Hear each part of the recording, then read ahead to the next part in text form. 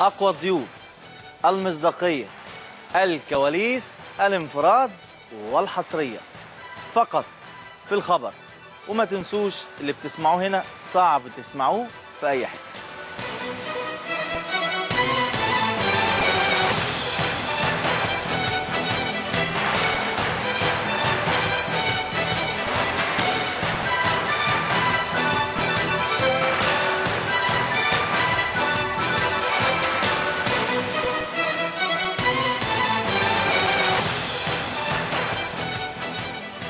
اهلا بحضراتكم من جديد كل متابعينا ومشاهدينا على شاشه قناه النادي الاهلي وحلقه جديده من برنامجكم الخبر. اقوى الضيوف زي ما تعودتوا معانا، اقوى الضيوف النهارده فقرتين من الحوارات المميزه جدا. فقره الحوار الاولى هتكون مميزه مع الكابتن احمد بلال. الكابتن احمد بلال نجم النادي الاهلي ونجم الكره المصريه اللي هيكون موجود معانا. فقره حوار مميزه جدا. اما الفقره الثانيه هي فقره الكره العالميه او الكره الحلوه، والناقد الرياضي عمر عبد الله النهارده معاه كواليس ومعاه اخبار وانفرادات من داخل الكره الاوروبيه. سريعا فاصل عشان نستعرض اهم عناوين حلقتنا الحصريه.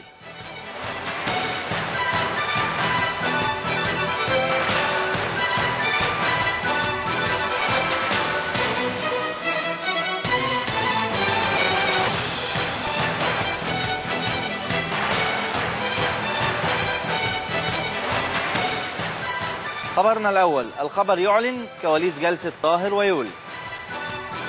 والخبر يكشف صفقات الزمالك للموسم الجديد. الأهلي يطالب اندرلخت بحسم موقف تريزيجيه. وعرض سويسري لمصطفى فتحي خلال أسبوع.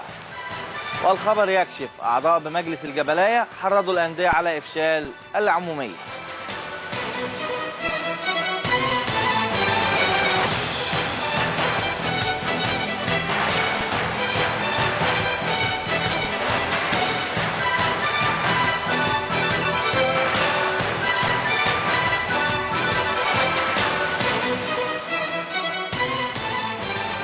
اهلا بحضراتكم من جديد. النهارده مناسبه لكل جماهير النادي الاهلي وكل جماهير الكره المصريه، واحتفال النادي الاهلي ب 109 عام على تاسيس هذه المؤسسه الكبرى العملاقه، مؤسسه السعاده لجماهير مصر. النادي الاهلي الصرح الكبير 109 عام. كل سنه وانت طيب يا اهلي.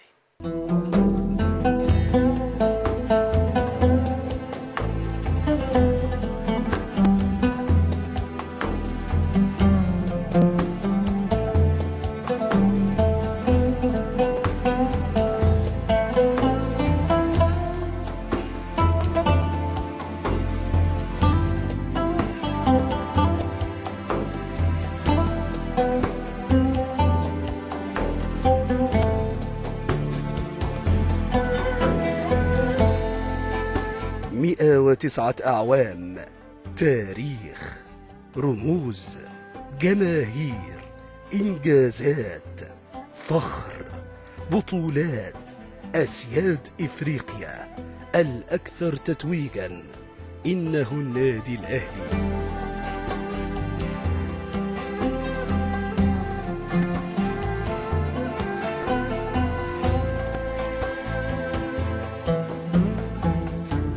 يحتفل اليوم كل عشاق القلعة الحمراء بمرور 109 سنوات على إنشاء النادي الأهلي، وبالتحديد في 24 من إبريل عام 1907 حيث بدأت قصة الكفاح والنضال.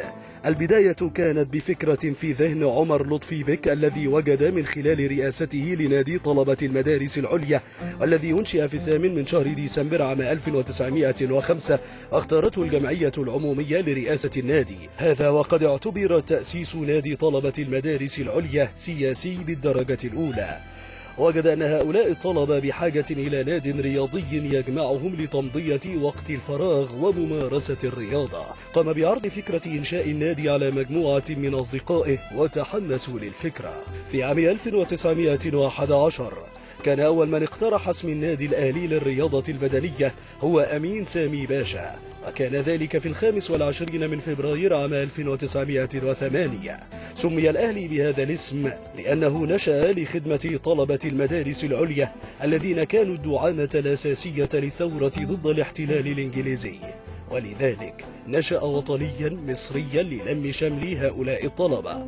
سمي بالأهلي لما تحويه الكلمة من صفة الوطنية ومن ترجمة لكلمة ناشونال أي الوطني. كان الزي الرسمي لفرق كرة القدم بالأهلي هو الفانيلة الحمراء والشورت الأبيض.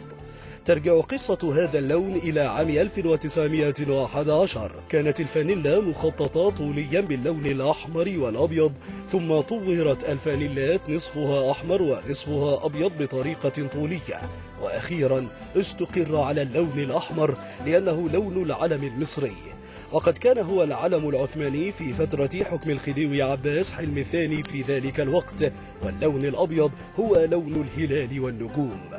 ولأنه أهل الإنجازات والبطولات وصاحب التاريخ الكبير والمشرف، فالحديث عن تاريخ الأهلي لابد أن نتحدث عنه في ساعات وأيام وشهور. التقارير والحلقات لن تكون كافية لسرد تاريخ القلعة الحمراء على مدار 109 أعوام، سواء عن طريق الإنجازات أو البطولات أو الأساطير التي ساهمت في تحقيق كل إنجازات الأهلي ليصبح نادي القرن والأكبر والأشهر في مصر وإفريقيا والشرق الأوسط، وليصبح الأكثر تتويجا على الصعيد العالمي. إنه الأهلي يا سادة، العشق الأكبر للجماهير الأهلاوية. كل عام وكل الأهلاوية بخير.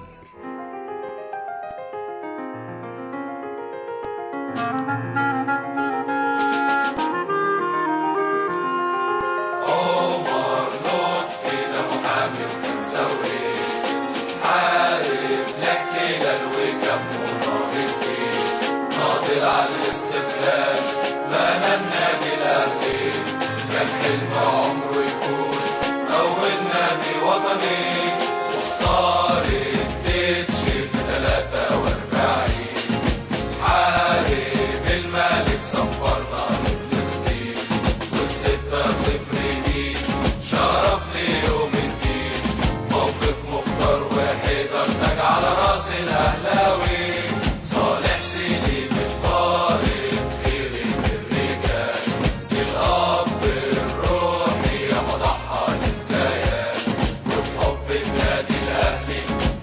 علم أجيال في الجنة.